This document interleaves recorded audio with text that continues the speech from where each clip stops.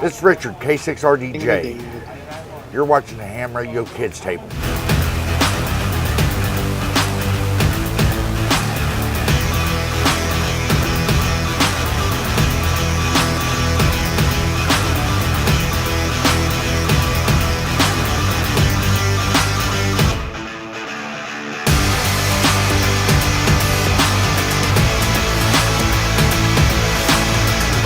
November 1, Oscar Grouch here, N1OG from the Grouch in New Hampshire YouTube channel, and you are watching the Ham Radio Kids Table.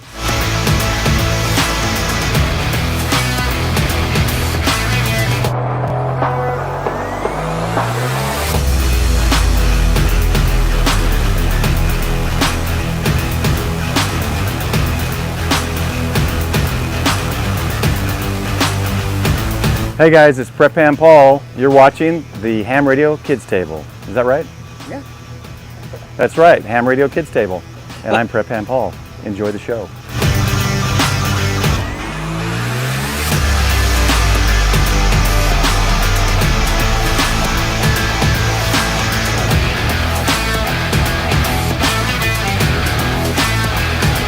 Hey, how you guys doing today? This is Dane the Portable Ham, and you're watching the Ham Radio Kids Table.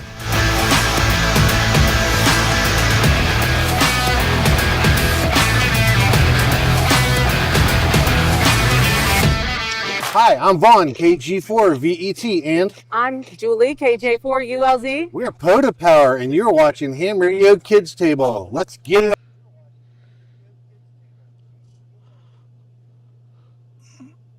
Oh, Let's get it on!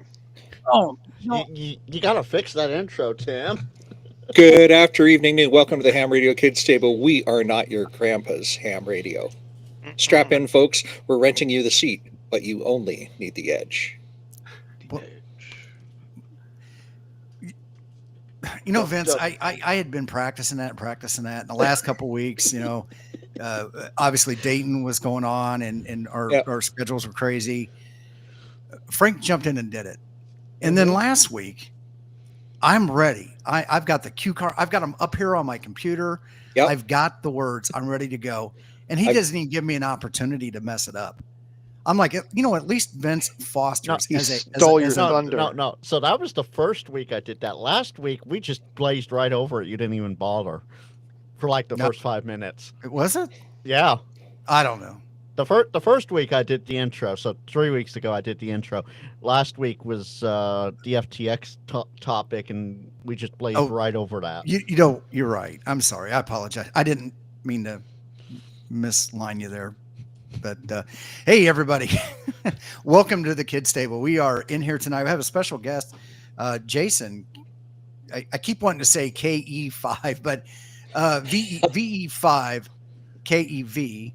And Kevin, if you're familiar, RREV, Romeo Echo Victor. Close enough. Okay, good enough. Tim, at least you didn't mistake a Canadian for an Australian like someone in a certain Discord did today with the Faraday. I'm not going to name names, but somebody called Ben VE Victor Echo 6 Sierra Foxtrot. That's right, VK. Well, Yep. Why bother about details? Details don't matter. It's been known to happen. Hey, Jason, welcome aboard, man. Even if we can't get your call sign right. Nope. How are things in Eastern Canada? I say as a joke because Jason, of course, is in the West, but he's east of me.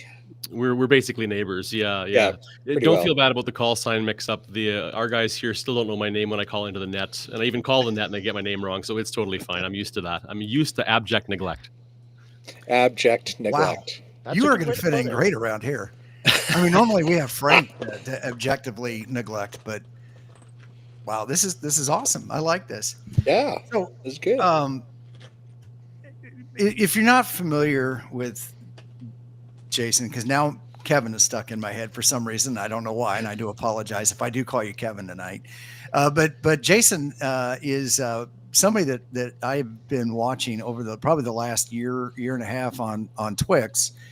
And as I was saying to him earlier, I think his his wife has probably yelled at him and thrown something at him because he has used every one of her Tupperware dishes to make some form of an antenna or some kind of a case to put a coil in or a toroid or something like that as he's working on things. And I don't know. Well, they're probably a dollar store.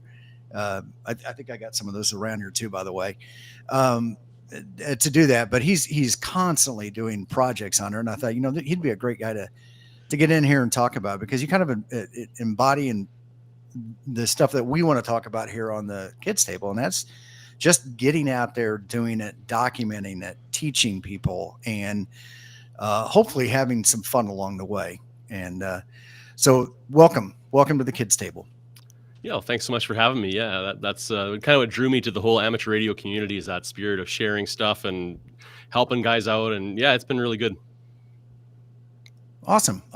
So how long have you been a ham? Only just a couple of years. I think 2023, I think I got licensed. So yeah, I guess it's just over 2 years now. So, but yeah, I got into ham radio kind of I guess you could say by accident. I had a good friend of mine who's a fellow ham here now too, and he was really excited about it, and he kept promoting it and said, "Oh, we should get involved with this and do this." And so I kind of got into it from more of the preparedness aspect, like not prepper per se, not prepper proper, but along those rounds of kind of having a decentralized communication alternative if need be. And that's kind of how I got involved with it. And then once I discovered that I could build stuff, make antennas and have fun with that, that's kind of when it kind of took off for me. Okay. Now you're part of the Moose Jaw Amateur Radio Club? Yes, indeed. You bet. How has that been? It's been awesome. Like our guys here are really good. We have some really stalwart hams that have been hams forever and have kept the club going when it was, because I think most clubs kind of feel the same way. There's a little bit of a drop off in membership, or the guys get old or whatever, but our guys kept it going for many, many, many years. And there's been a kind of a resurgence of, I always say young, but by young, I mean, in the neighborhood of like 40 years old ish in that neighborhood. Okay. And we've had quite a few younger guys to take interest in it. And it's really helped to build up our club here locally. And I just started to get involved and come out. They had an active club. They have weekly breakfast that they go to and a monthly meeting. And then, of course, field day and events and stuff like that. So there's always something going on. And I got involved and I became the secretary of the club. And then we kind of wanted to update the website. So I kind of grabbed the helm on that and did the website and got it kind of refreshed anyways. And I kind of designed it for with new hams in mind, kind of getting people involved in ham radio that may or may not have had any kind of previous experience with it whatsoever. That's how I approached it myself. So that's kind of how I thought I would kind of gear the content towards. Well, we have some interesting comments in the chat already. Hello, everyone, from Rob, KB6GFL. By the way, my 49-1 is in a lunch meat plastic container. My dad made it that way since it was going to be on the inside of the house, second story shack. So great story. And then your neighbor, Jody, wants to know the hard-hitting questions already. Have you tried to willet the antenna Mac the Moose yet? That is definitely on the horizon. I really wish they would make that site a POTA park. That'd be ideal. That'd be absolutely golden if they would do that. Wouldn't it be? Yeah, indeed. It sounds like there's a story behind this place. Well, our town thing is a gigantic moose called Mac the Moose. Okay. And he kind of looks like a paper mache horse. It's not that good, but we got into a fight a couple years ago with the Norwegians because they built this beautiful, unbelievable Terminator style moose, like unbelievable. And so and they built it just a little bit bigger than ours. So then the fight was on. We had to beat the Norwegians, and so we put a bigger rack on Mac, and so he's now I think a foot taller than the Norwegians moose. And they had a theme song, and it was really hilarious. But anyway, hey Tim, that's the story behind Mac the Moose. There he is. Mac the Moose 2018. Yeah. So Canada has this interesting thing, and I've done the coast to coast drive, damn near the coast to coast drive 3 times now, and every time you drive through a town that's on the Trans-Canada Highway, as Moose Jaw is, there's a big statue of something. In one place, there's a great big Pisanki, a decorated egg that would be typical of the Ukraine and other places. Outside of Winnipeg, there is a large statue of Winnie the Pooh. Outside of Sudbury, Ontario, there is the Sudbury nickel, because that's where most of the nickel is mined that's in our coins. And so you can measure your progress by these wonderful roadside attractions. Interesting. Sounds like I need to come up there and make a road trip. Yeah, indeed. Yeah. Admittedly, the only place I've been in Canada is Vancouver and Victoria. When I was in the Navy, we pulled in there once to Vancouver and once to Victoria while we were up that way. Yeah, you're missing out on the rest of the country there. Yeah, Montreal, Toronto, towns. So I mean, I live as close to Canada as it is to get to Detroit. So I mean, it's not that big of a deal to if I can get to Detroit, I can get to Ottawa. It's Ottawa, right? That's right across the river. Windsor. Right, Windsor. Windsor, yeah. And Ottawa's just right there, isn't it? Ottawa is about 9 hours away by car. For you or for me? For you. Yeah, for you probably. Gosh. Yeah. Yeah. That's on like the eastern side of Ontario. Yeah, it sure is. North of Montreal. So yeah, there's a whole lot of geography here, just like there is in your beautiful country, which I've just returned from, thanks to Hamvention. I virtualized once in zeros. Geography was not my strong suit. All right. But well, right on. Now, speaking of the Moose Jaw Club, I was doing some research. Is it like the oldest amateur radio club in Canada? Well, that I was unsure of. I think on our website we advertise it as the oldest in Saskatchewan, like our province. And okay. I think but the guys in the neighboring club are contesting that claim, and they said that, well, no, their club was actually earlier, but we're the longest running one, so we beat them that way. So we're going to hold on to our title until we have affirmative proof otherwise. So I'll allow it. I like that. Yeah. Yeah. And I think there was something else with our call sign.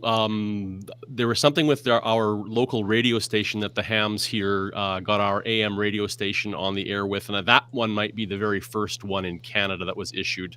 I'd have to double check on that, but I think it's something like that. When you say, do you mean like a commercial AM radio station? Yeah, like the original hams that were part of our club way back in the day started it, I believe, and then it became a commercial radio station, I believe. Oh, interesting.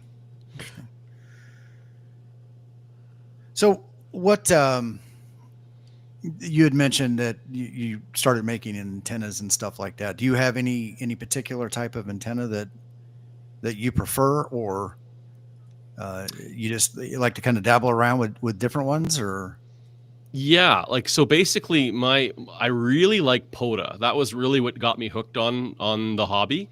Was the portable operating and getting out there and just being in nature and doing that kind of stuff. I really, really, really enjoyed that. And I thought, well, if I'm going to be doing this, then I need to have something that's at least, portable for POTA, or something that's a little bit more manageable. So I kind of got into building like end-fed half waves. And because they were just simple and easy to throw up and get rolling type of a thing.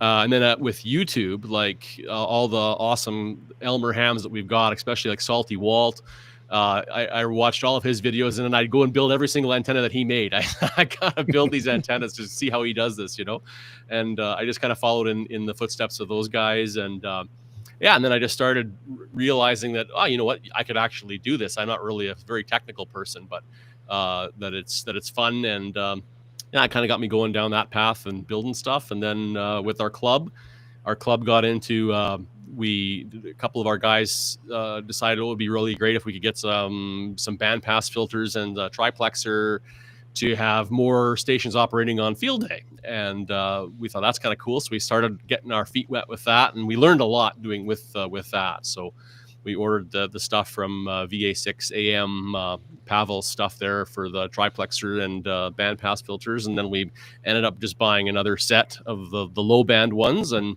So hopefully we'll be able to have some more nighttime activation coming up for field day. So we're excited about that. I feel like, and I'm looking right now, I feel like you had a bunch of photos where you guys were building, as part of a club meeting, you were building these bandpass filters. Yeah, exactly. Yeah. And so I just kind of chronicled the build, as it were, just so we had some kind of promotional photos for our club's Facebook site, and to kind of post and whatnot for promotional ideas, but to kind of show other people what we were up to, what we're doing.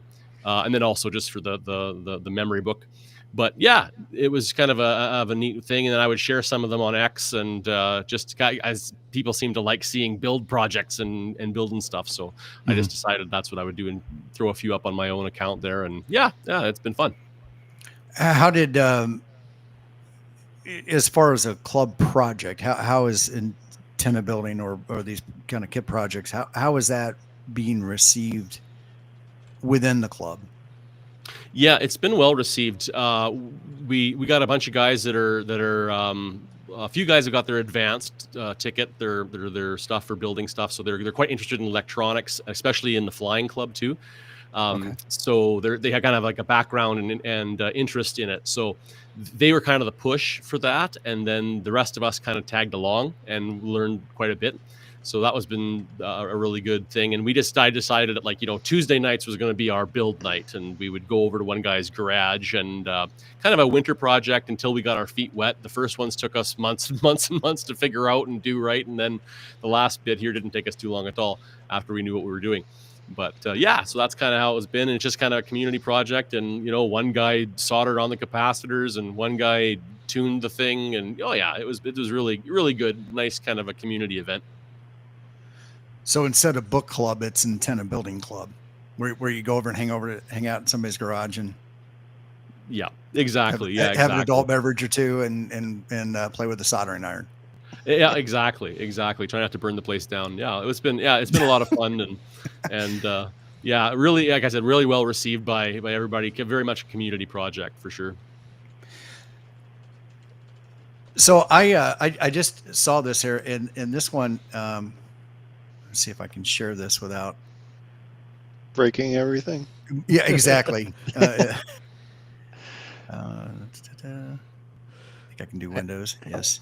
Rex was able to do it, so you should be able to. There you go. Yeah. There we go. Now that kind of, can you talk to us about this one? This is kind of interesting. Well, this. I wish I could say this was my project, but this is totally not my project. One of our club members, VE5REV, he's also licensed in the States too, but he built this loop, a magnetic loop, and then he programmed it to run with an Arduino and a stepper motor, so he can remotely tune this thing. It's unbelievable. Oh, and wow. he built it. It's his brainchild. I think he was following a guide that he perhaps found online, or he was a snowbird, so he spent a lot of time in Arizona, and I think he was very, very well connected with the clubs there, and most likely I think that's where he got this build or this design from. But yeah, that's one of his brainchilds, that one. That is cool. So stepper motor to I'm assuming it's sampling the standing wave and then adjusting the variable capacitor to exactly adjust the standing wave. Yeah, and then it's a vacuum capacitor that he's got on that thing, and it just, with that little motor that he's got, it's a very fine adjustment, and it's all it's all like a I think he's just running it with like an Ethernet cable or something like that to control it with a little controller. And it's slick. And it looks like, I was just going to ask, is that for 40 and 80 or? That I'm not sure. I think he can do 40 with that. I invited him to come on, but he couldn't come on tonight for the stream. But I believe it's I think it'll do 40, that one, I think. 40, will it do 40 through 10? That's my thinking, yeah, because he would often talk to his friends in Arizona on 20 meters with it, just from on the ground. Okay. So, yeah, it's pretty hard to build one for just 40 meters. You mean you need like a very narrow range of capacitance, and those vacuum variables can be reasonably broad. It's a really slick build. Nice. Yeah, and it's hilarious. It's copper pipe, but he painted it so that people wouldn't steal the copper. Oh wow. Makes sense. Yeah. Although it looks like there's a lot of copper there in the vacuum tube. Mm-hmm. But yeah, interesting. Is it? Yeah, there's a shot of the little Ethernet control box for it. Oh, that's perfect. Yeah, it's well done. Yeah. And what do we call this, Vince? That's a mag loop antenna. Oh, what do we call this? We call this a really pretty build, is what we call it. Yeah, it's a moose loop. Ham. That's ham smarter. Yeah, we call that a ham smarter for sure.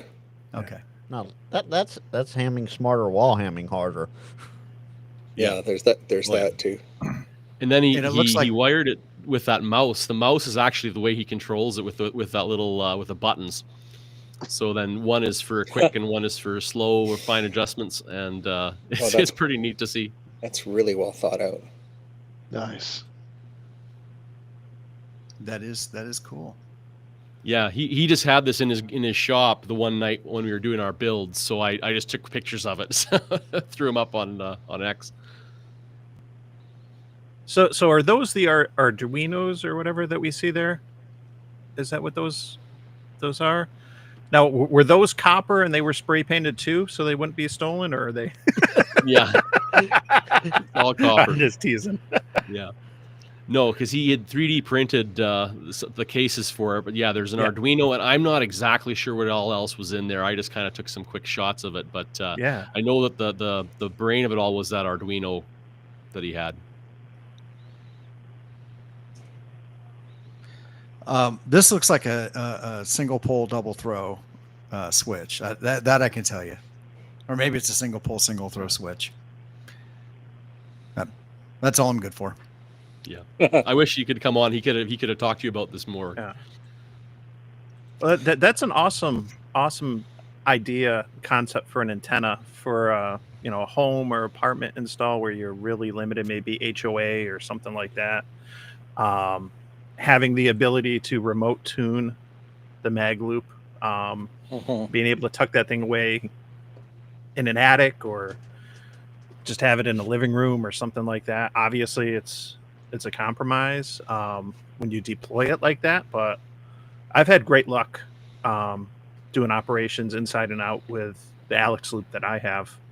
But that's, you got to manually tune that anytime you sneeze. So like it can get to be a little frustrating depending on how you're operating. But that's an awesome project. That's way over my head. But I see a lot of value in that.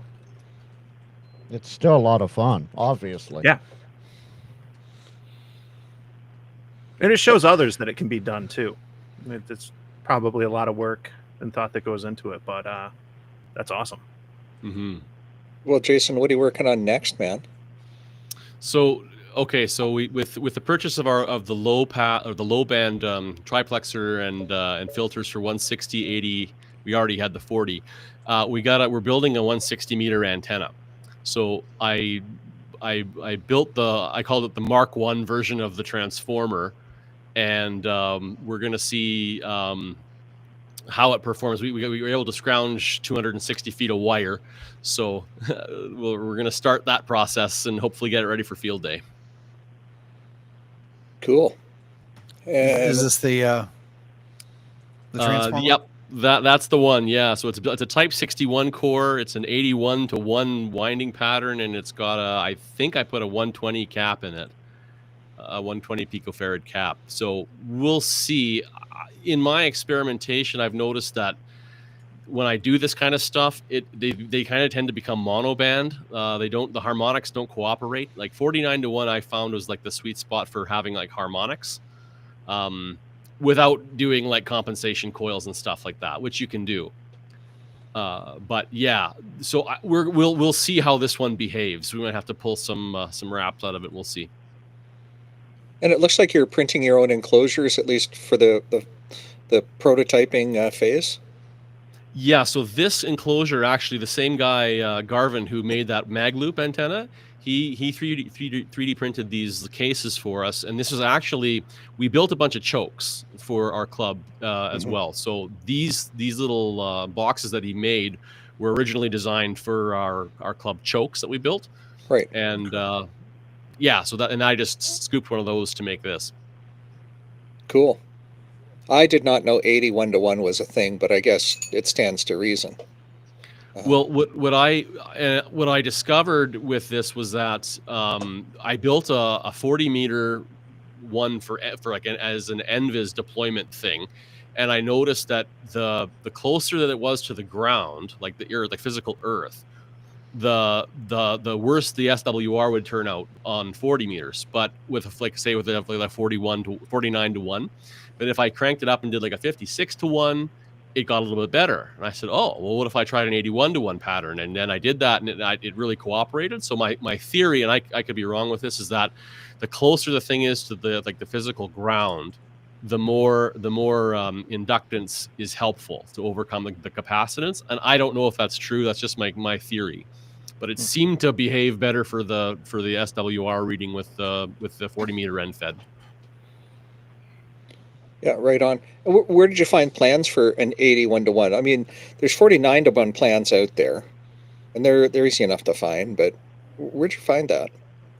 To tell you the truth, I think I'm not sure. I would give credit. I know I was following a lot of stuff like when Colin MM0OPX, I think. Yep, that's right. From Scotland, he had a pile of work done on these different cores and patterns and stuff for the inductance. So I might have come from him, or maybe another online source. I exactly can't quite remember. I just started cranking them up, and I made a multi-tap version of one to try too. So I think I just kept wrapping it with wire wraps, and it just was what it was in the end. Yeah, I've got one of Colin's 64-to-1s. That's a reminder to me. I got it over the winter, and I got to get it out and deployed now that the weather is better, and I'm not just doing activations in my truck.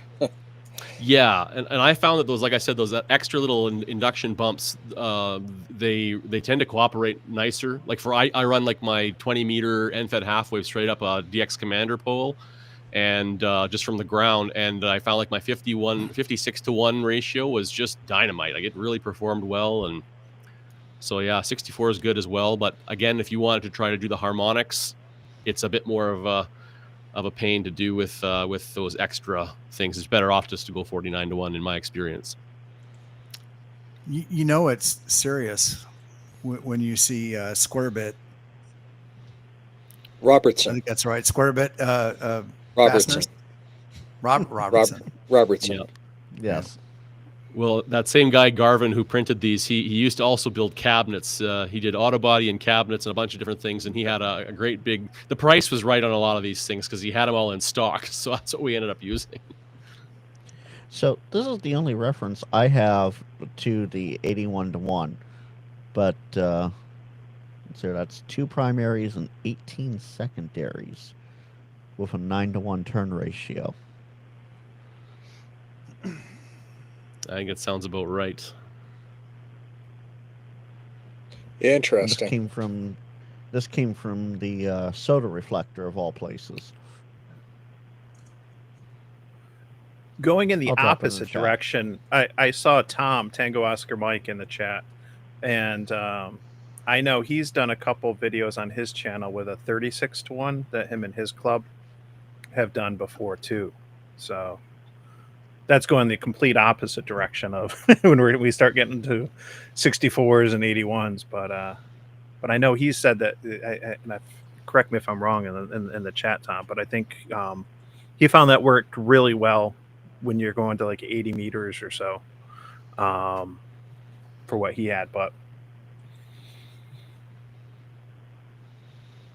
yeah, right on. Well, that's neat to be able to play with these different things. That's not it's not something I've ever been a whole bunch interested in.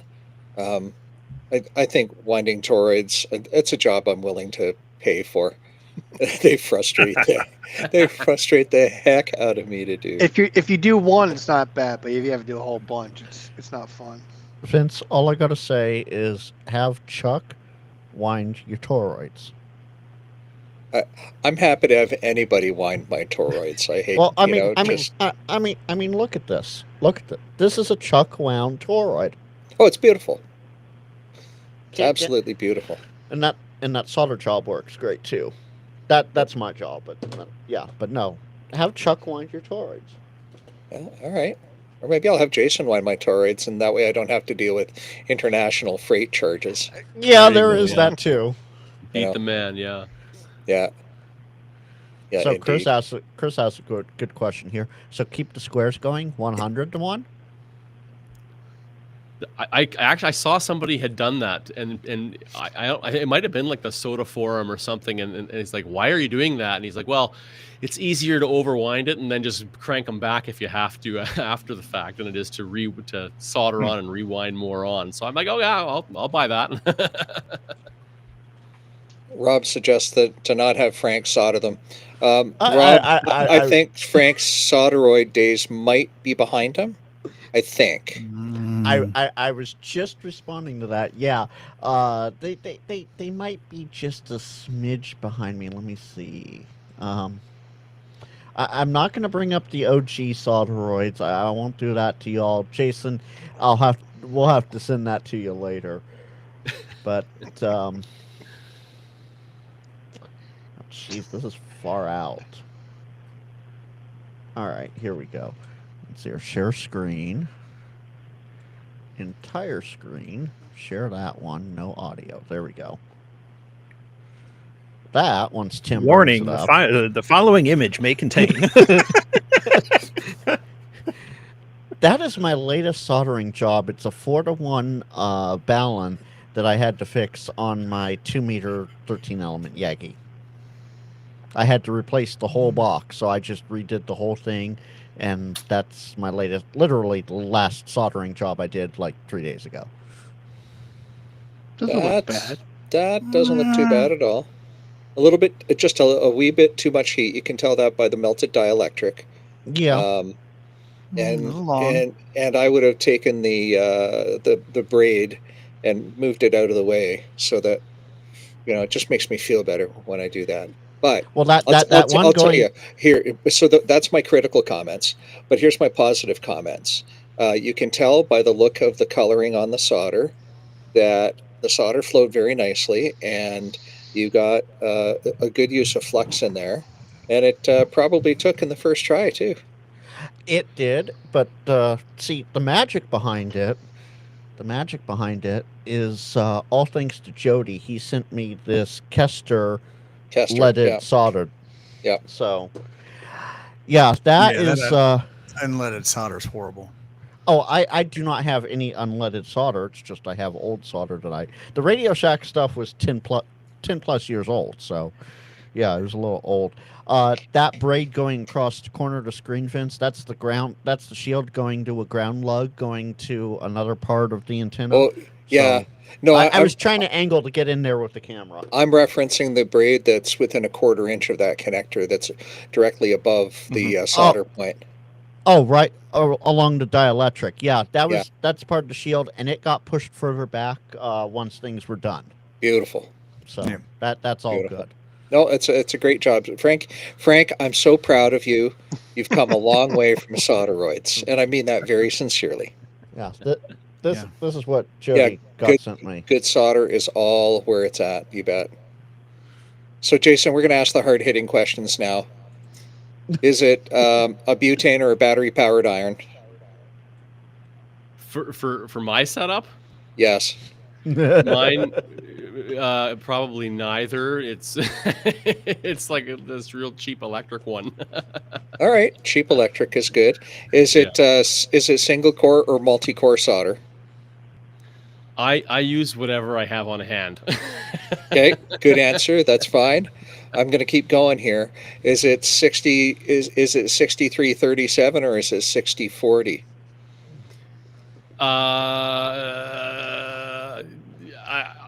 I don't know. I bought it at a ham fest from a guy for a cheap price. So okay, good. So look, thank you for playing along He with is a me true here. ham. No, thank you for playing along with me. And badge. 3 out of 3. I'm going to say straight up that now you've heard from a guy who's done some great work, and so many people get so fussed out about the solder they use. Yes, there is a time and place for that, but for the majority of the time, doesn't matter.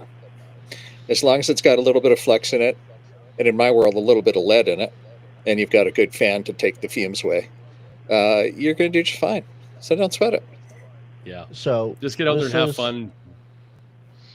Go ahead.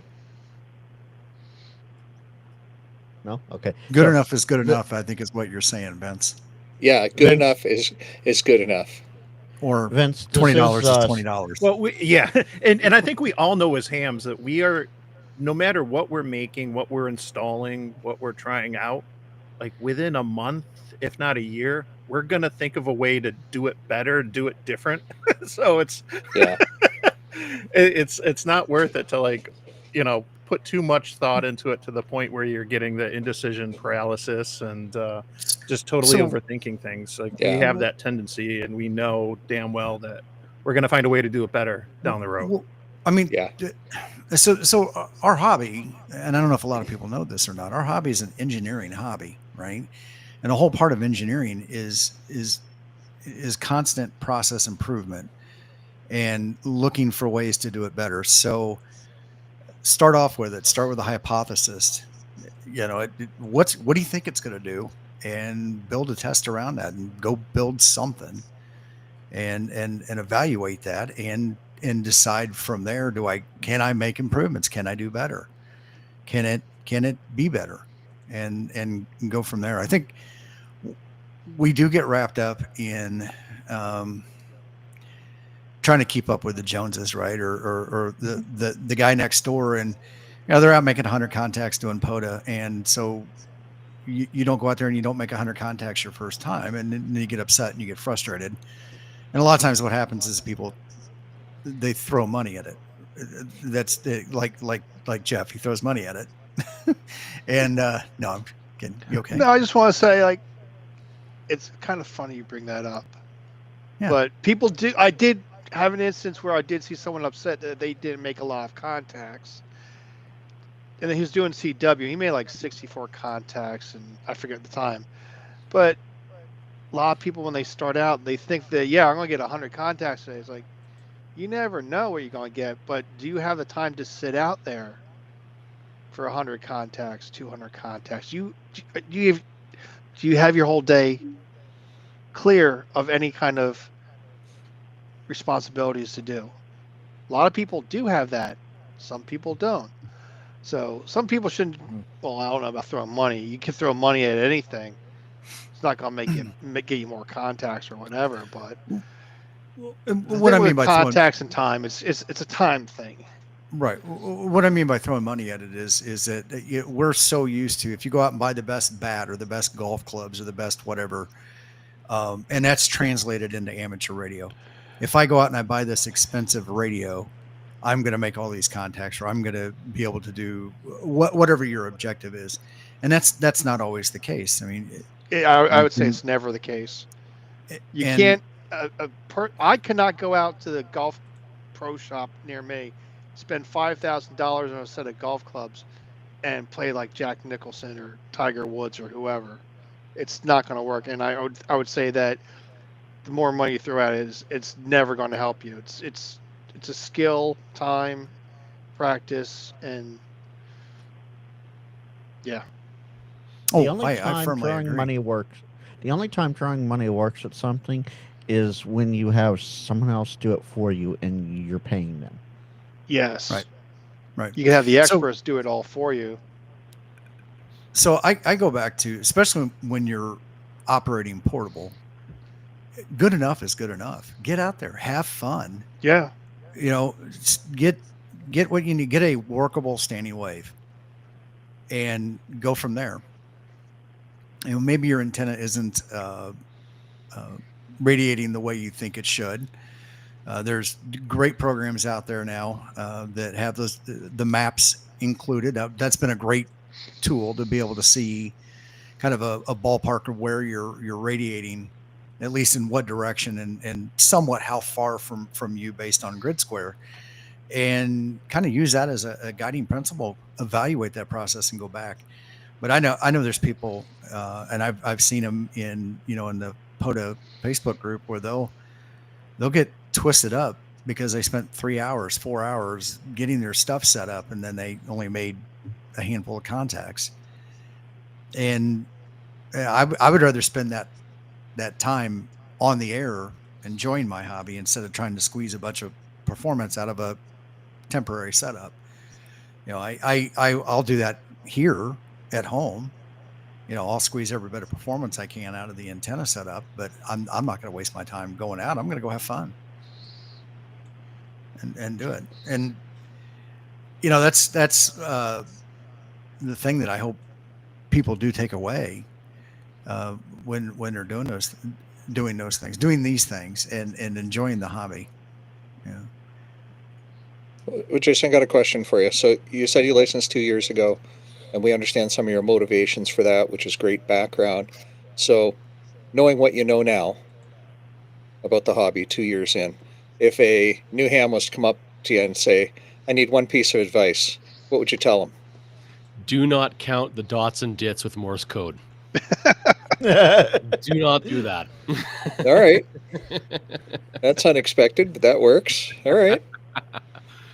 No, I think that it. I think in our Canadian system, like the book is overwhelming. Like there's a lot of information, and that's what I found the trickiest thing was like, man, I got to know a lot of stuff to write this exam, and I think that's kind of the big hurdle.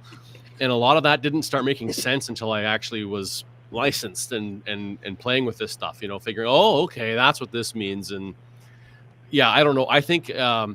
Probably, if you had a person like a ham, like an Elmer or somebody who on site who could mentor you, if you could find somebody like that, if you're going to be like the Jedi Padawan thing, that would be very, very, very helpful for a guy to walk you through, especially if you're coming at this like the way I did with zero background. It would be very helpful to have, I think, that kind of a relationship. Yeah, for sure, it would be. And so for our friends in the United States of America, in the Canadian system, your entry level ticket, we call it basic. And a basic ticket means you take a 100 question quiz and you pass it with 70 to 79% pass rate.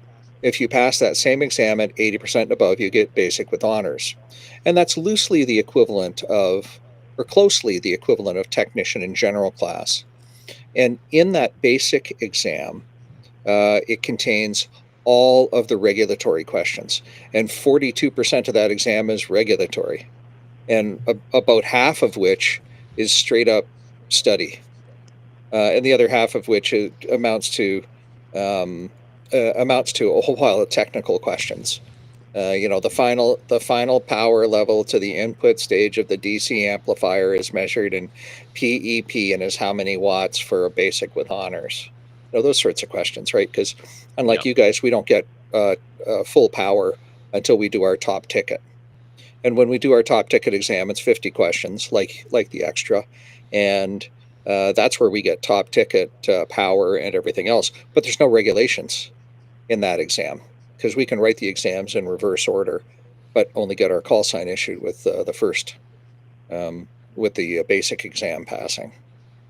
So it's a different licensing system, and yeah, it can be overwhelming. The study guide is 125, 130 pages thick.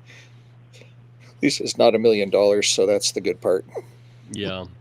Yeah, that was my other struggle, was like I have a hard time just in principle memorizing reference information. Yeah. Because if I can look something up and I can reference something, but do I need to know that? Like, for what I mean? Like that kind of thing. It would make more sense to me if it was just a bit more streamlined that way with that process. I think it'd be less daunting for people to getting involved with the hobby if it was like that. Yeah. Yeah, indeed. Right on. Go ahead, Tim. Oh yeah, I was gonna say Dane has joined us now. Dane, the portable ham. Hey Dane, how you doing? Hey, what's going on, guys? Not much. Hey. You eating dinner? Oh, For those, dude, those I'm not gonna lie. Please don't. I try my hardest to not grab things out of truck stops, but for something like the Chester's potato wedges specifically, they're just delicious. So I couldn't say no, and I'm kind of munchy at the moment. So Dane, you always got to grab Chester's. They're good. I can't do their chicken, man. I've It's never heard too of greasy. Chester's. Really? Wow. So at least this week we got It's Dane's not camera grease, it's set up. essential oils. we Come got on now. Dane set up this week that he doesn't look like he's driving the truck while he's on the live stream.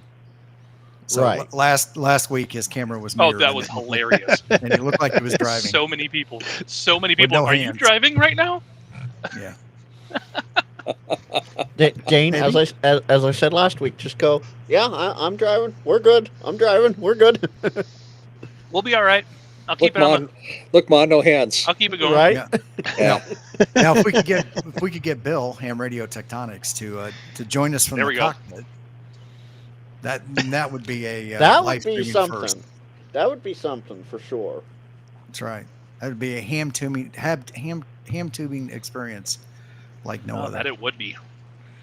Oh, and I just got to say this. I'm not going to ham shame whoever it was, but I got this QSL card in the mail today.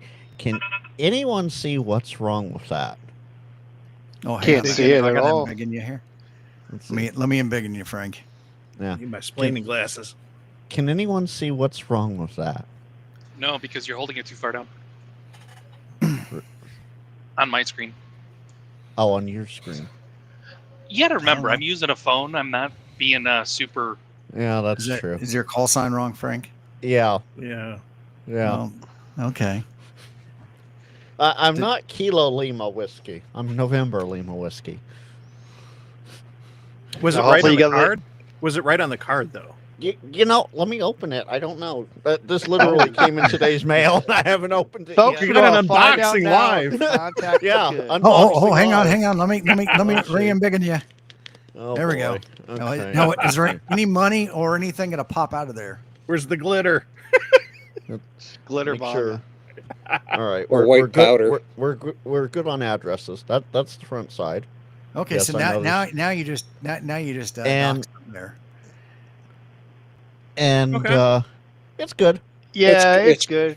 Honest mistake. The envelope doesn't matter. That's just Yeah. to get it to you. As long Yeah. as the address is correct, and believe it or not, it is. So He could you put W1AW there for your call sign on the outside. It just wouldn't have mattered. Oh yeah. Yeah. Bill.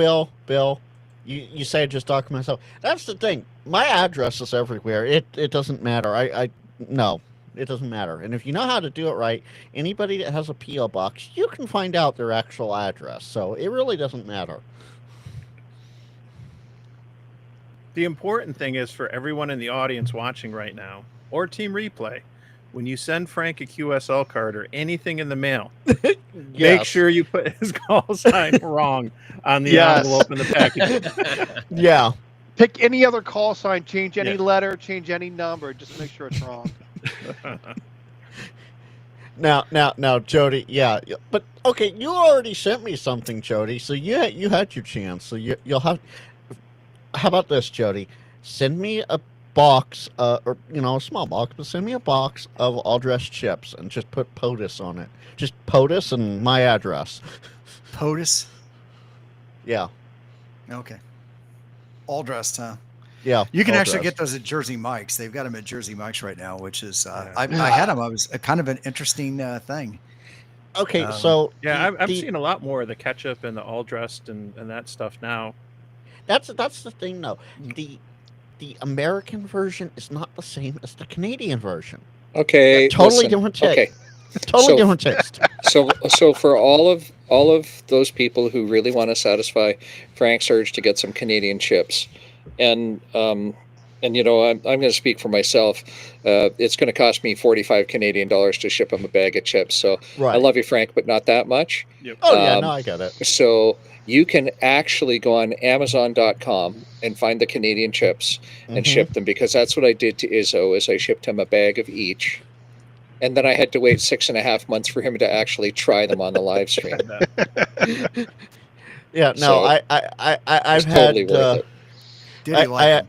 I have a buddy who comes out of the north once in a while, and he comes down from Vancouver, and he'll bring me. I actually just the other day finished my last bag of all dressed. He'll bring me like a box of like 12 of them.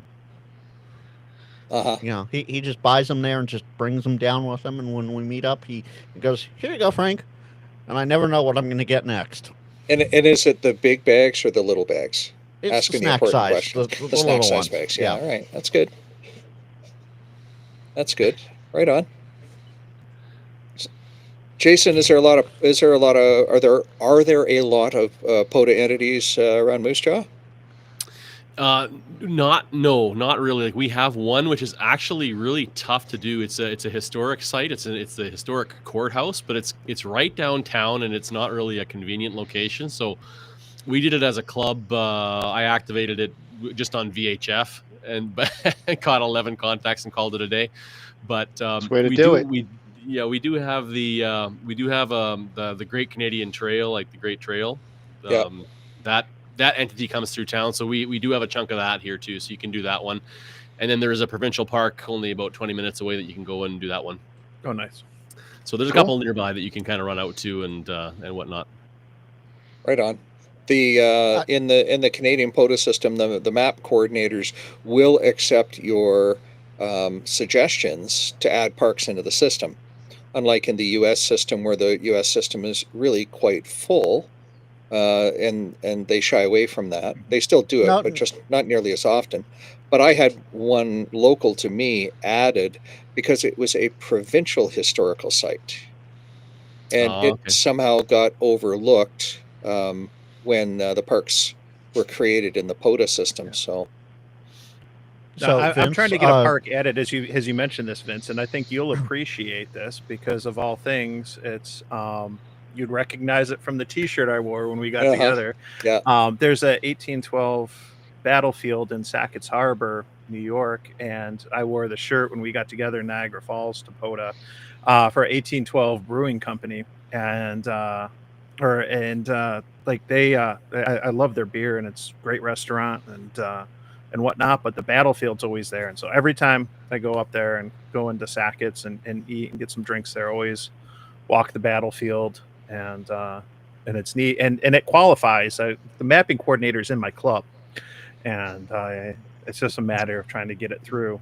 But hopefully they do. I'd love to be the first to activate it. And I've thought about doing one of those things where, maybe go up there and just make a dozen FT8 contacts without calling CQ POTA and just wait till it gets added and then all of a sudden sneak it in there. But I feel shady doing that. So and I know that would piss somebody off who thought that they were the first. Yeah.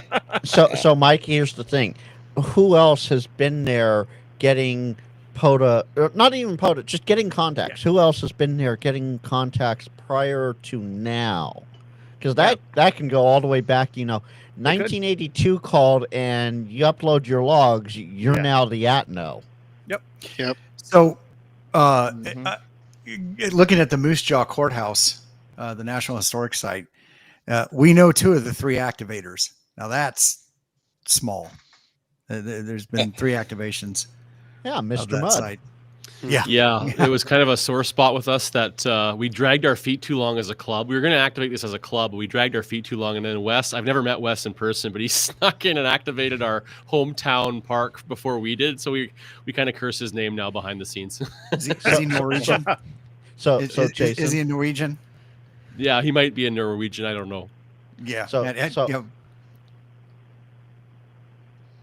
ahead. Okay, so Wes is absolutely wonderful guy, but yes, he is sneaky like that. He sees an Atno, he is going to get that Atno before anyone else does. Yeah, I do the same thing. Yeah. Oh, sneakier than you, Vince. Sneakier than you. They're in the back channels. There are Atnos that he's like, oh yeah, I'm going to get this Atno, and he's up there the day it gets put into the POTA system. Well, there was kind of a bit of a dispute about this location because if you follow the POTA rules, right, all your stuff has got to be on the property, right? Yeah. And I'm like, well, if you're on the sidewalk, are you technically on the property of this thing? Because like otherwise, you got to be right up on the lawn. And I don't know if anybody actually did that or if they just sat in their car outside and did it from their vehicle or what. I don't know. Yeah, you and all. So I had a conversation with one of our map coordinators here in the West about this, and he explained the rule to me this way. In the Canadian system, first off, national parks do not overlap, unlike in the American system.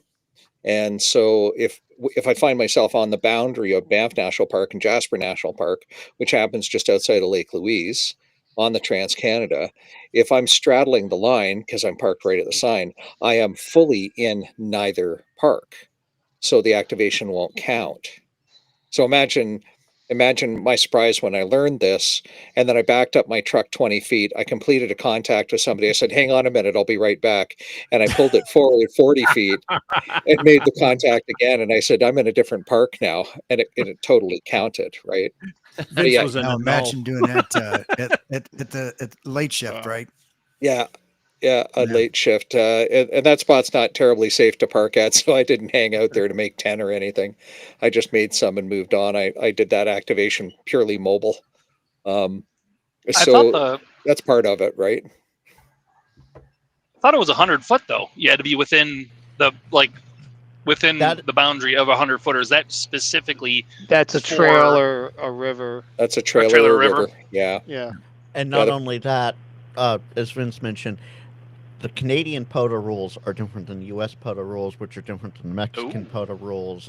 Each country has their own specific subset of rules within the POTA program. Probably due to their national parks and state parks or provincial parks, whatever they have. Yeah. So they probably, like Vince said, the two national parks don't overlap. Yeah. None of them do. So, yeah. Well, it's not different rules for POTA, is it? It's just different rules for different.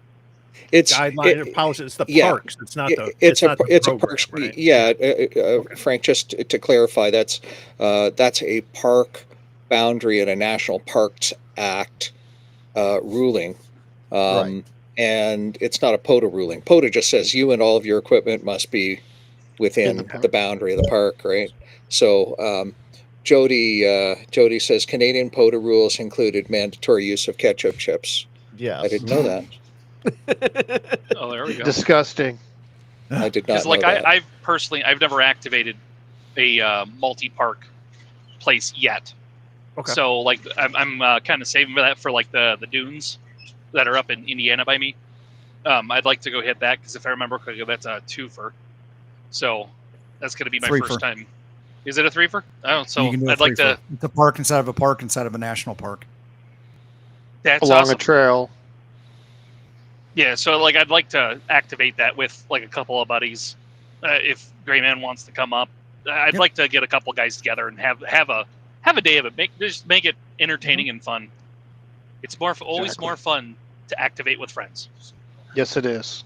Having fun doing ham radio? What? Oh no, we're not allowed to do that.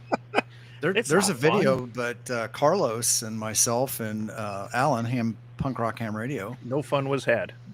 No fun was had. We spent more time laughing and cutting up than we did actually making contacts on Winter Field Day. From the That's Indiana. what happens when multiple people get together. Yes. Holy moly! I mean, Jason, you weren't kidding. I'm looking at the map here, and wait a minute, I gotta get that map shared. The POTA map of your immediate area. Now, where did it go? I'll find it here. It'll take me a second. There it is. There's the map.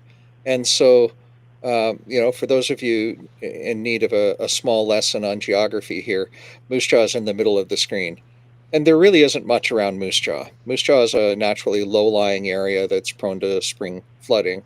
And it's on the Trans-Canada Highway. So it's a small town. It was a bus stop for me in 1980 when I took the Greyhound from Vancouver to Toronto. I guess I've done that cross-country trip 4 times. I'd forgotten about that. But yeah, there's nothing around save for the courthouse, man. It sounds like you just need to find yourself a little tiny table and and park yourself right on the lawn of the courthouse to do your activation. Yeah, well, we're definitely going to do that. We're going to pursue it. And I'm going to sit, and when I do that, I'm going to sit there all day and rack up like 400 contacts to be the undisputed king of that site. And then I'll run FT8 for another hour after that. So yeah, totally. Just for spite, just to beat Wes VE5 now, MUD. If you do that, enter your stuff into the Rack Portable Operating Challenge. So this is an award that we get through the Radio Amateurs of Canada for operating portable, and there's multiples for battery operation, for being out in the field, for operating digital or CW versus phone, and it's a separate award. I went after it 1 month a few years ago, and I got first place in the final month of the year, and it was by 1 QSO that I got first place. It was a whole lot of fun. Yeah, I did a ton of roving to get that. Grid squares count as multipliers, time zones count as multipliers, provinces count as multipliers. So what you're saying is if I was in Canada, I could really kick some butt because I literally travel for a living. Yes. Do I? Well, you would need a Canadian license, but there's somebody on the call that can help you out with that because he's an examiner. And yeah, you could, and you can get points for connecting with Mike from Canmore. I can't remember Mike's call sign. Maybe Jody will type it in the chat. And that's a Canadian joke. We definitely cover some insane mileage on a weekly basis. So yeah, of course you had that conversation. So yeah. What's your weekly mileage count?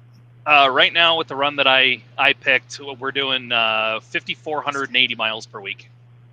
Ooh, that's a lot of miles. So Vince, I'm surprised that Moose Jaw was the bus stop when a much bigger town is right nearby. Oh well, this was the Greyhound. They stopped everywhere. It was the milk run. Oh, okay. It was the milk. Frank's not old enough to remember how Greyhounds worked. Tim. And Greyhound no longer exists in Canada. No. Tim. Shots fired. Shots fired. Not going to exist here either. Greyhounds don't exist here. I grew up as a rail and bus aficionado. My mom was a travel agent. I know Greyhound. Oh, and Tim, don't feel too bad. Jason got Mr. Mudd's call wrong. I did. I realized that as soon as I said it wrong. So but that's okay. That's how much I disrespect him for stealing my courthouse. There you go. We'll go with that. We'll go with that. How Canadian of you. Well, what's his call sign? His call sign's like Lima Bravo 0, Mike Uniform Delta, right? He's a Lima Bravo. Sure, Mike. Sure. Yeah. Norwegian there, huh? Yeah. I thought that's what we were saying. Jason's coming in with his bigger rack, buddy. That's it. What's next, VK? We're going to say he's from VK land. Yeah. Actually, there is a VK5 MUD. Wes says, "Mud brother from another mother." Nice. Well, Tim, what was that one that was it me and you, or was it me and Sean? We got W5 ASS.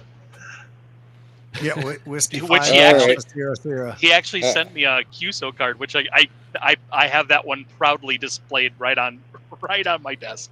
And there's a picture of a donkey on it. We hope. Hey, Jason. So, do you do a whole lot on VHF? 50 meg and up. Let's say, as Mike would say, leave no band behind. Oh, well, hello there. Yeah, we don't want to leave any band behind. No. Yeah, I think I made some contacts on 6 meters on FT8 one time ever. Like, it just seems like it's such a hit or miss band where I am. So, and then you have to have flexibility. But it's open, go now type of a thing. So yeah, I don't have too many contacts. And then like locally, we just have our club repeater that we operate on and have nets and stuff weekly, and but that's about it. What's funny is right before the live stream, 6 meters was open in California, and that's a rarity. Yeah, 6 meters was open a fair bit today. According to Ham Radio Rookie, he shot me a screen grab, and he says, "Ooh, I wish I had a radio at the shop."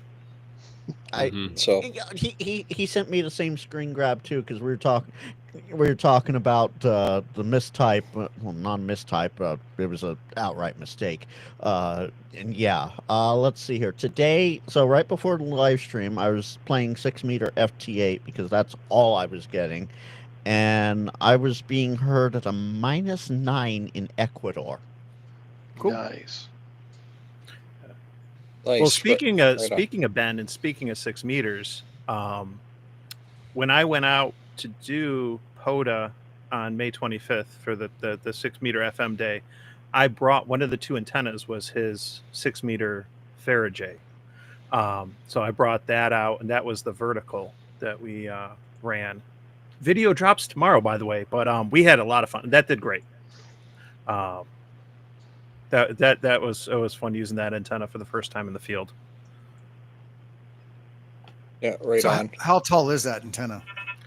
I guess how long is the element? It's definitely longer. Like I had a dipole set up, and I kind of like held it up, and it's going to go on further. But it's a J pole, so you're going to have like a quarter wavelength kind of matching stub, and then you're going to have a half wave. So it's probably like fully length, 3/4 of a wave, 10 feet. So that's 8.5 plus it's probably like 10, 12 feet. Here. I mentioned this in the video. I had it on the Soda Beams Tactical 7000, which is a 7 meter mast. Mm-hmm. And so it came down, and the feed point was about 4 to 5 feet off the ground. Now, it wasn't at the tippy top. It was at, hanging from like the next section of the mast down. But so, it's still probably up, 19 feet, but it was coming down quite a bit. It's long. And then there's issues I think he's pointed out with the length of those antennas because of the velocity factor. It's different than wire. And but it still worked great, and it's fun. Do we know if Ben ever found out the velocity factor? I know he was searching long and hard for it, and he might have even enlisted the local university to help him out. I think only if he taught a class were they going to do that.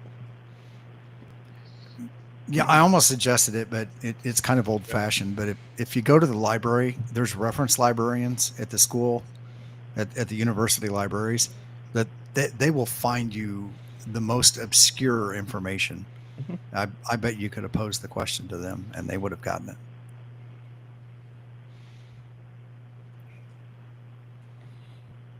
So, well, Jason, you have anything coming up? We got summer coming in. Any fun plans? Outdoor portable operations? Any soda or POTA camping? Weekend kind of fun things planned.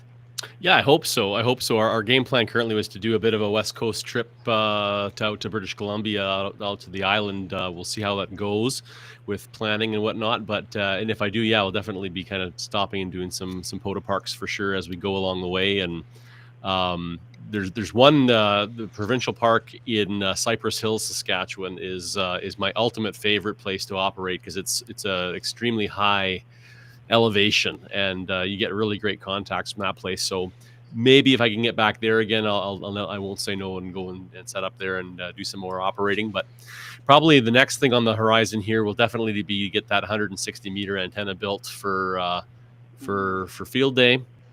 And I don't know. I've never played with that before, so all I've been told is make an inverted L out of it. So I guess that's what we're going to try to do, and hopefully it cooperates and we can get on the air with it for summer field day. So, Jason, you mentioned coming out west here, and I know Western Canada, not Western U.S. That's fine. Do you know Simon Hamjazz, or do you know of him? I know of him. I've talked to him a couple times when he's doing his crazy stuff that he does. Yeah. When you get out there, hit him up. I'm sure he'll be happy to have you and give you some fun antenna ideas. Yeah, I've been watching what he's been doing with the Mylar stuff, and it looks like unbelievable. So I'll have to give that a whirl too. Oh, absolutely. Because apparently Mylar doesn't work for anything for that. It's a negative gain, but it still somehow works great.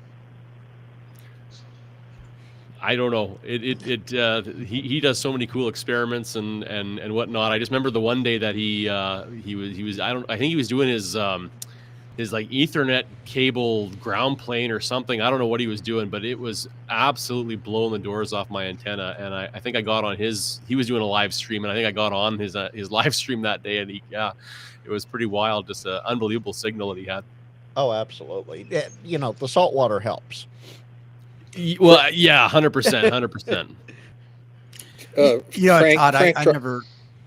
Sorry, I was going to say, Frank, drop a link to Simon's channel in the chat. If you would, please. I guess I can pull that up.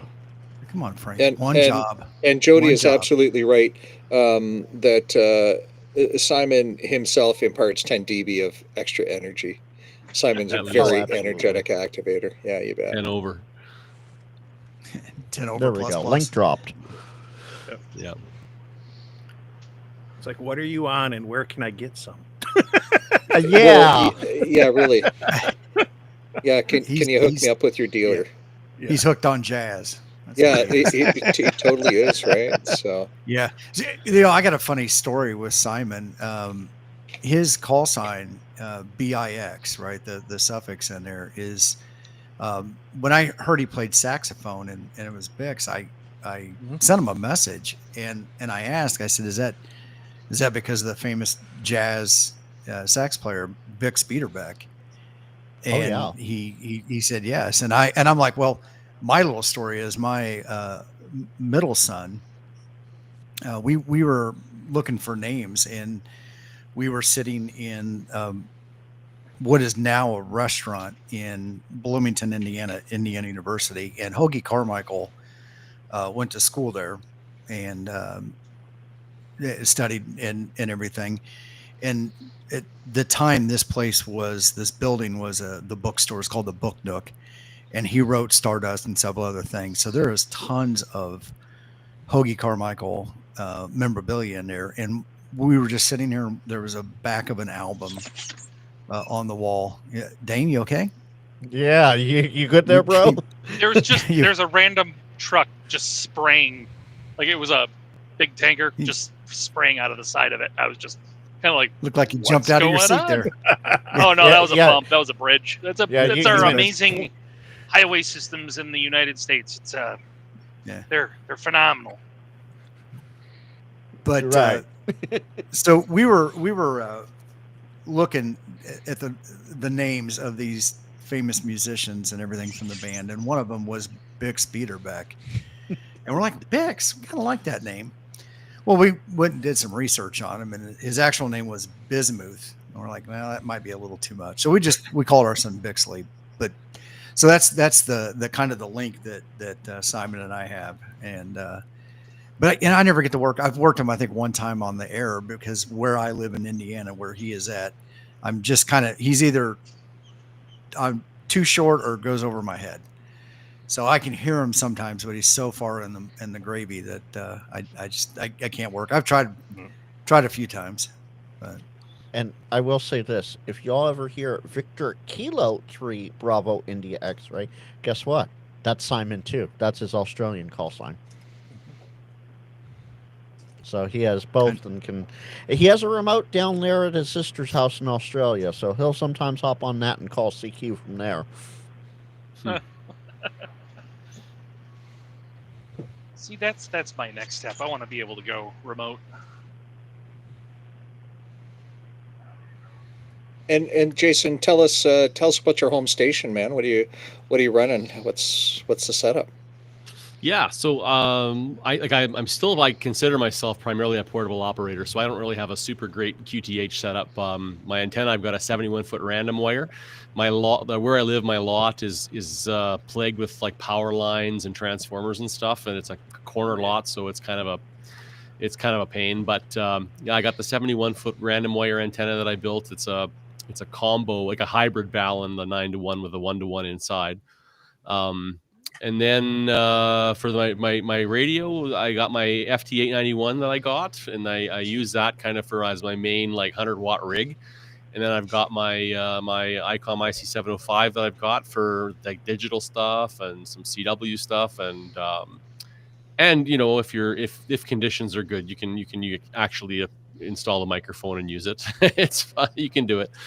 And then I just got a couple of smaller VHF stuff just for kicking up our repeater, and it's just the kind of more of a portable focus for myself. But at the last ham fest we just had at our swap meet here in town, I actually bought a power supply.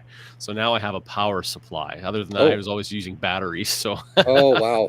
I can now plug in. Yeah, power supply is an awful lot lighter than a battery. What usually. tuner are you using? Sorry? What tuner are you using? Oh yeah. I've got what is it? It's the it's the same one that Michael KB9VBR has. The one of the LDG Pro. The Pro 200 or something like that. 200. Yeah, whatever one that Pro one 2 is. or Yeah, something I like picked that one up. Yeah, for sure. Okay. Yeah, and it does really well. I know what you're talking about. Yeah, I got that one. It'll do it'll do at least 10 to 1, I'm sure, for my random wires. So yeah. Oh sure, yeah, probably more. Yeah. Good. And I try to use when I'm out in the field. I try to use resonant antennas that I don't need a tuner for, especially if I'm using the ICOM 705 because it has no tuner. But I don't know. I find that it works pretty good. And then if I'm going to go out with power, if I want to really rack up contacts or whatever, I'll bring the whole setup. I'll bring the FT891 and the tuner and the big battery. Away you go. Yeah, right on. And so I guess we didn't talk about it. What license level do you have right now or currently? Yes. So again, in the Canadian system, as Vince mentioned earlier, I have basic with honors, which is probably what like pretty much general-ish. Okay. I think. Yep. Vince would know. So then this gives you full access to all amateur bands in Canada. Are you limited on power then? Is that the power and building stuff? I think you can't build a transmitter or you can't scratch build a transmitter. Yeah, it is. But yeah, it's a power limit. But as soon as you get HF privileges, it's unrestricted within the edges of the bands, unlike the U.S. system.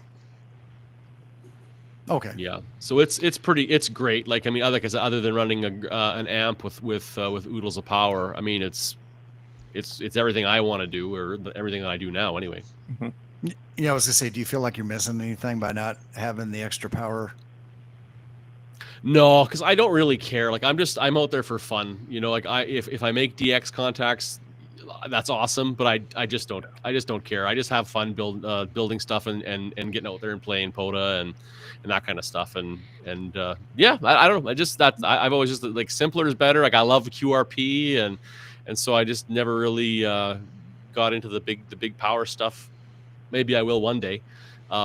Definitely want to pursue the top ticket so I can sponsor repeaters and stuff like that. It'd be nice to get a couple more repeaters around and go with that. But so maybe that some time down the line we'll get on that. Ooh, question. That makes me think, because today's Wednesday, WinLink Wednesday. So with the Canadian license system, you're talking about sponsoring repeaters and stuff like that. Any prohibitions with things like WinLink gateways, APRS gateways, iGates, things like that? I'm not sure if I'm using the proper terms, but the license levels affect the ability to do things like that or not? That I think Vince probably would know. Okay. Yeah, and so the rule is we cannot run unattended transmitters unless we're top ticket. So an iGate that's listen only, that's fair game. Okay. But if it's a repeater that is destined, if it's a radio that's destined for unattended operation or remote operation, you got to be top ticket. Some iGates are like that. So how would that, let's say an all-star node, for example? An all-star node is a radio that you intend to walk away from that will continue to transmit. Therefore, it is unattended, even if it's in your house.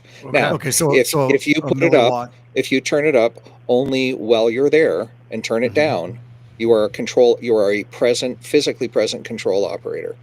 Now, the real gray area here that tends to get ignored a lot, are hotspots, digital mode hotspots. Because who turns off their hotspot when they're not sitting in their room? Nobody. They run all the time, right? So that falls under the rule of an unattended transmitter here in Canada. Wow. Well, Vince, I must be the 1 in a million then. And that's fine. That's good. So I'm glad there's one, but almost none of us do, right? That's the reality. And then I guess, is it the same restriction there where you can't have an automated beacon or anything below 10 meters? If it's unattended, you can't run it. No, I meant even with the top ticket. Oh, with if it's top ticket, it's expected that you understand how to do remote control and have that ability, no matter what the item is. Yeah. Awesome. And Jason, I was just thinking with your diving into the electronic side of antenna building and the RF side of that, any desire to scratch build a radio or get into more kit type, like building QRP radios, kits that are already designed and you're just doing the work? Yeah, I mean, it definitely opened up my eyes doing those like the triplexers and the band pass filters projects. So I think I could see myself possibly getting interested in like a QRP kit of some kind, that kind of stuff. But yeah, I think the sky's the limit with all this stuff. There's so much out there, and yeah, it just becomes a matter of time and money. Yeah. Awesome. Well, we probably should go ahead and start to wrap it up. Jeff, you want to let us know what's going on, what you got going on the channel this week? And yeah, I didn't have a video premiere this week. Things came up, things to do. Hopefully I'll have one next week. I'm working on one now. We'll see what happens with that. But moral of the story is, even if it's a bad day for space weather, you always go out and attempt to get on the air because you never know what's going to happen. There you go. There you go. How about you, Frank? I got nothing. Nothing. Okay. Nothing. Simple and easy today. Simple and easy. Jason, how about you? Anything, projects or any fun stuff coming up this week that you're people No, can find not on the horizon episode? for this week. Our weather's starting to finally cooperate again here, so yeah, I got to get out and get some more POTAs in. I got to get out and do some more antenna testing and whatnot. So that'll be on the docket pretty soon, I would imagine. Awesome. How about you, actually, Vince? No, Tim. Sorry, I do have one thing. Yeah. For everybody watching live or Tim replay or what, and yes, I did say Tim replay, not team replay. Anybody out there watching, if you haven't subscribed to the Ham Radio Kids Table, I will continue my quest of solderoids and make them worse and worse each time and show them each time. So if you don't want that to happen, hit that subscribe button. Hit that like button. You might have just cursed us right there, buddy. People might be untaking their likes back because they want to see you. And we just lost 3 subscribers. See, there we go. Gosh, man, we're a fledgling channel to begin with, right? So should we just go with like, we will make sure that we promote all of the solderoids that happen, and we will make sure that this always gets put up. Right? Yeah. We'll go with that, Dane. Just hit that subscribe button. That's the key takeaway there. That's right. And actually, up there in one of those corners is a QR code for the Ham Radio Kids Table Discord. Sorry, Jeff. It's my turn. We're trying to build a community of fun, happy people where it's over that way. Age does not matter, but this isn't your grandpa's ham radio, right? So, Vince, take it away. What you got coming up this week? Hey, I've had a bunch of content released. I still have 60 videos to edit that I shot at Hamvention, and I somehow have to fit that in with my day job and my part-time job at the candy store. So I've released everything I'm going to release this week, and we'll see what happens next week. But there's more to come. The weather's turned really sunny here. I'm actually traveling to Medicine Hat this weekend. I'm there for a quick overnight, so I'm looking to activate some parks down there because I have never done that in that corner of the world. I've never had the time in the few business trips I've taken down there. So that's what I got coming up, man. Awesome. How about you, Mike? Well, tomorrow, so we were talking about videos. I plugged it earlier. I'll plug it one more time. My 6-meter FM POTA video drops tomorrow as part of Thursday Night Ham Radio. So check that out. I'm really excited. I had an absolute blast. And I'll just say this. We had 4 people show up to do this, a POTA on 6-meter FM. And one of the first calls that we got in log was a park to park from a POTA 3 for across the county. And I was just like, and I've gotten what was just like a silly idea, like 52525 for 52525, the calling frequency. Like the amount of emails and like the reception, the videos I've done on that have gotten, I mean, it's great. Like it's all, I started my channel to kind of share my experiences, but try to encourage others, and to see that, when you get like that, one of your first contacts is a park to park on 6-meter FM. It's just like, that's awesome. That's cool because they're going out because of what we're doing. And I know people went out all across the country, all across, I'd be hesitant to say the world, but I know people are going out in Canada and all over. So like, I mean, that's great. That's, there's a lot to do in ham radio, and it's a fun hobby.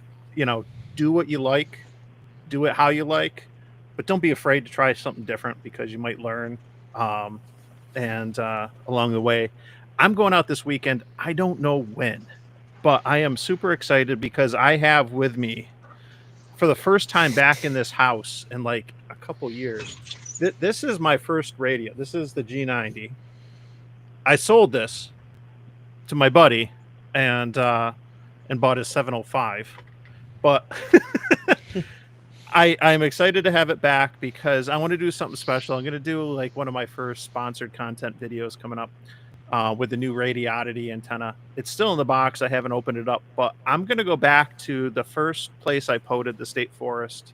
I'm going to hike in to the same spot I went with the same radio and play radio with it in the place that everything got started. Just, for fun. I'm really looking forward to that. I've activated that state forest many a time since. It's only a few miles away, but they've made some changes to the parking and everything else. So I've done it from the parking lot more recently rather than the hike in. So I'm looking forward to, with the weather and stuff, being able to hike in and do a POTA where everything kind of got started, and take a look at that antenna and think, because there's a lot of coil antennas, a lot of these loaded verticals that are out there, multi-banded. It's great to have options, and I want to take a look at it from the perspective of a new ham. Is this something that I would have preferred to do a few years ago when I was getting started in the hobby or not? And is this a good fit for somebody who's new to the hobby? So I'm looking forward to that. So I think it'll be fun. And it's nice to have this radio back for a little bit. I've had my eyes on a G90 ever since I sold it. So it's a great tuner with a HF radio built in. Yeah, no kidding. Yeah. The wet noodle. Yes. I hear that a lot. I hear a lot of G90 owners say that they kind of regret getting rid of it. Yeah.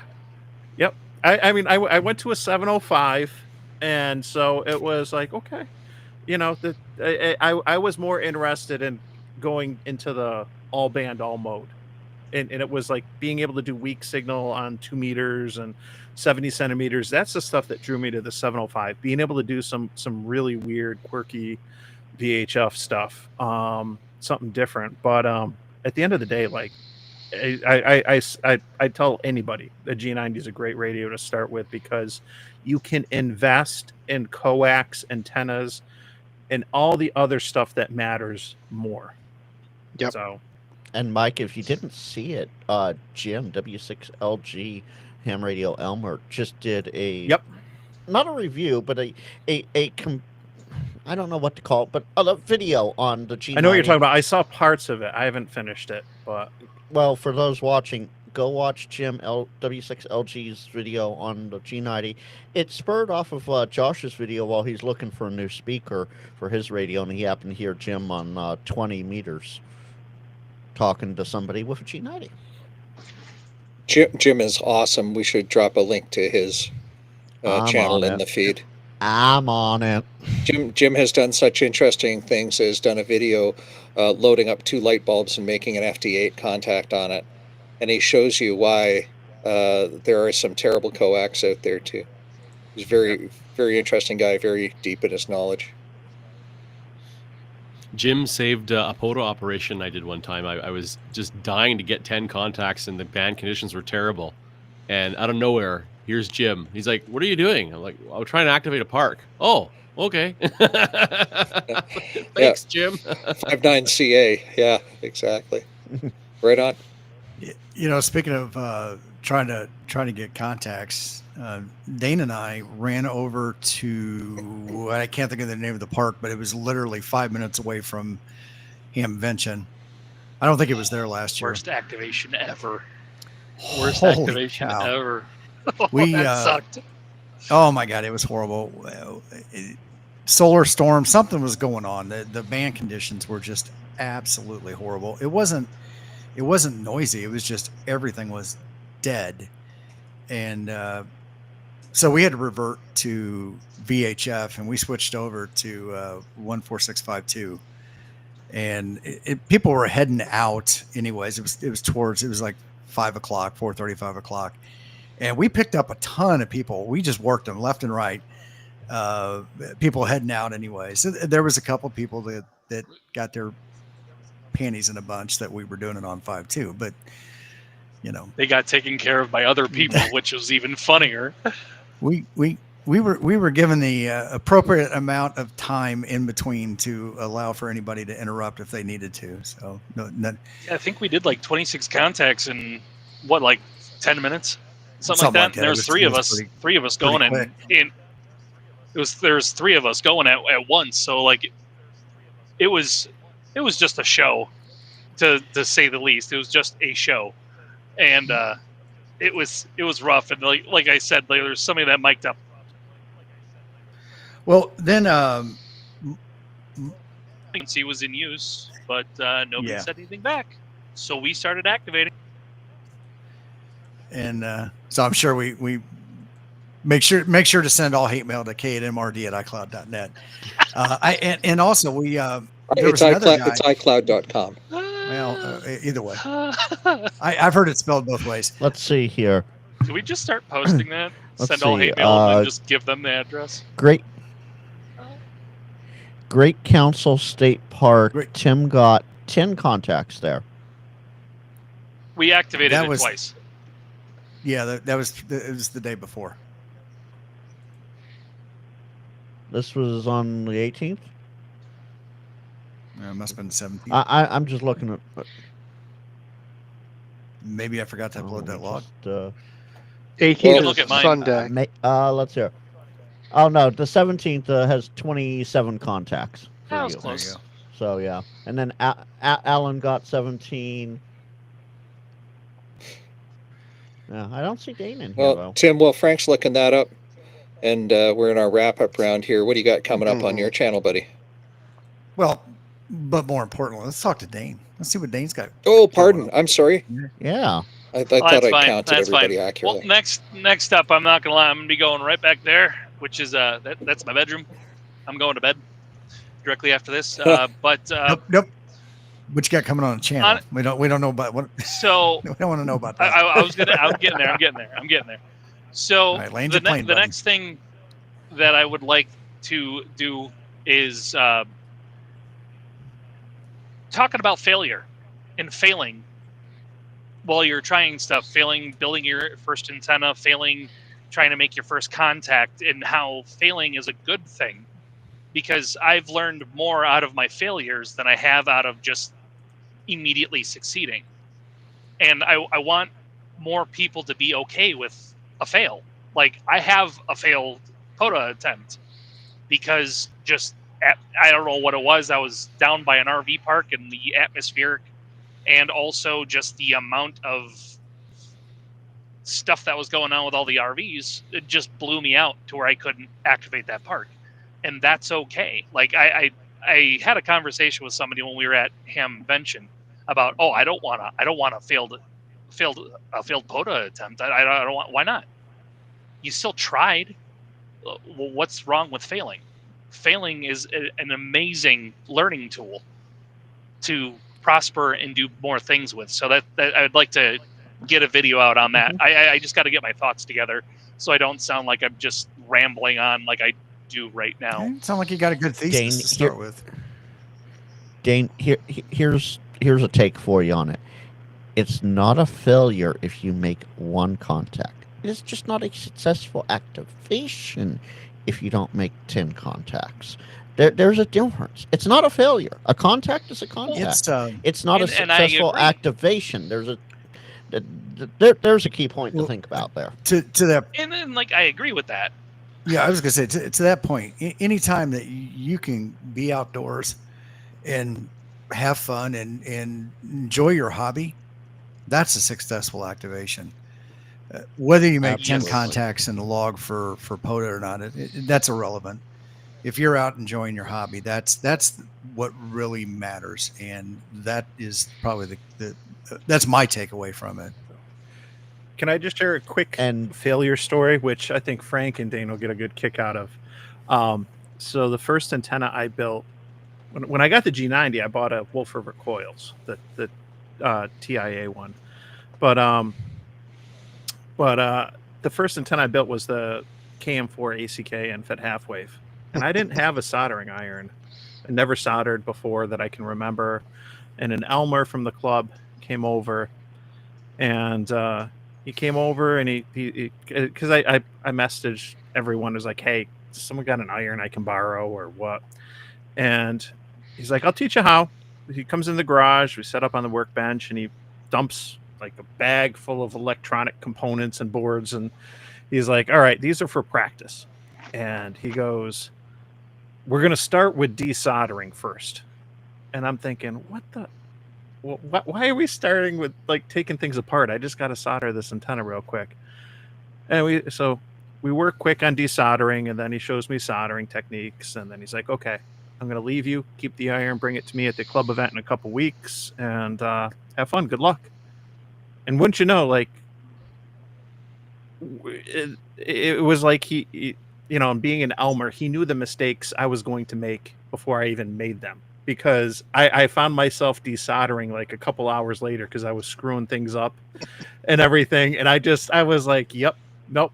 He knows I am new to this. I am going to make mistakes, and it is what it is. But with that radio, the G90 that I just showed off, and that antenna, my son and I, my son's got his drone, went out next day and made our first DX contacts to Spain. And it was just a phenomenal learning experience. And, it started right out of the gate with a failure. and someone who knew but politely didn't say you're gonna bork this, one way or another. So I'm gonna teach you how to unbork it. But yeah. It sounds like a smart man to me. Yes. He's a good one. Mm-hmm. Very smart. Yeah, there's another quote about that. If you're not failing, you're not trying hard enough. Yeah. Yep. That's true. So I will say this, Dean, this might help you as well. Jimmy KI5PRK in the chat said, it's not a failed POTA. I call them DNA. DNAs did not activate. That's your opinion. That's your opinions. As long I have as a you're out different there opinion. having fun, that's all that matters. Yeah, as long as you have That's fun. all that matters. And if you don't make contact with every freaking DX entity out there, whoop-de-doo. As long as you make some contacts, who cares? Yeah, exactly. I learned a long time ago. Maybe this is the military side of me. 2 is 1, 1 is none. I always bring a couple transmitters. I always bring a couple things of coax. I always bring a couple antennas with me, and I also bring a couple modes, whether that's FT8 and voice. I don't do CW, not yet. So, but when sideband is not cutting through it, one of the digital modes will typically get you through. And I always come prepared to do that. And even antennas, we talked earlier about verticals versus wire antennas. I've got one of each. You never know. Vertical might just might make the difference when the wire antenna isn't. So you got to be prepared. There's no one size fits all to every situation. So following the old Boy Scout rule, be prepared, right? Yep. So all right. Well, I had a video drop tonight. Corky QRP's, as I affectionately call it, big ass mat. Yep. The POTA mat that he has released. I think it's the Mammoth Field mat. And that thing was bigger than my picnic table that I was at. But what? Yes, it is awesome. It's like 70 inches long and 24 inches tall. So it will cover most picnic tables that you'll find in parks and things like that. Because for me, the big thing is you never know what you're going to find on there. What kind of condition is it in? Or if it's something where vandals have come in and marred up the surface or whatever.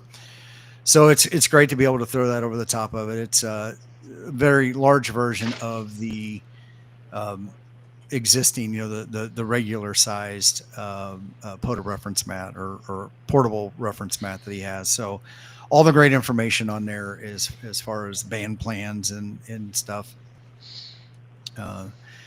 Which is so kind Tim, I have a question. Do you have a code for it? Yeah. So there's I'd have to get it out of the video.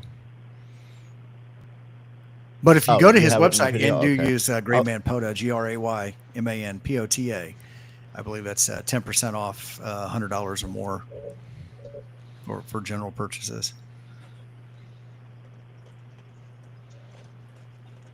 I was going to say, if not, I could drop my link and.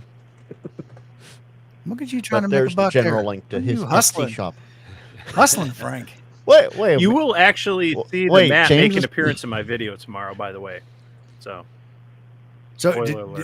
wait, Tim. James is paying you? Huh?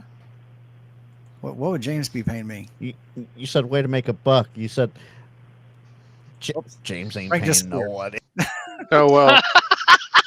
And on that bombshell. Yeah.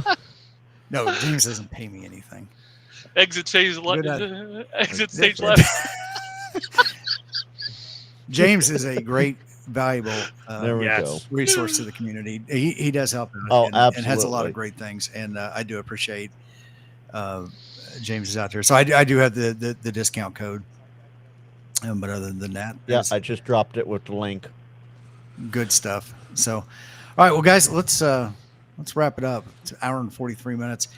Cool thing. 61 people across all of the social medias right now are tuned in live, which is pretty good.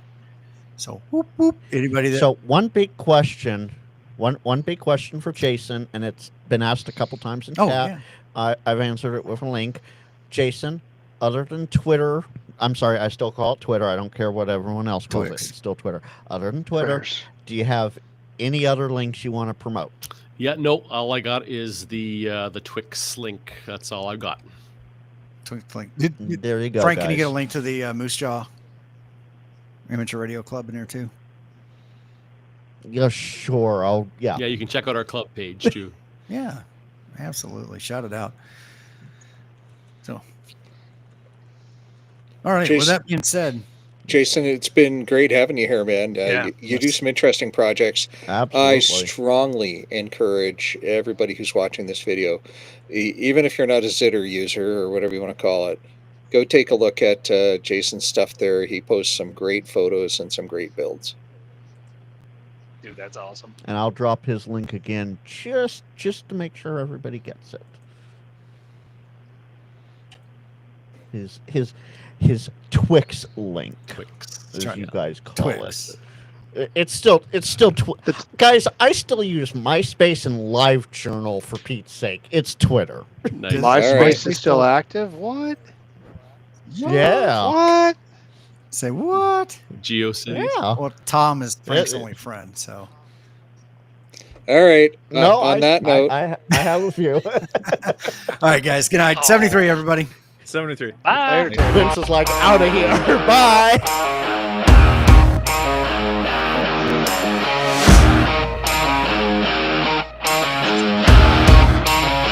MySpace for the brand.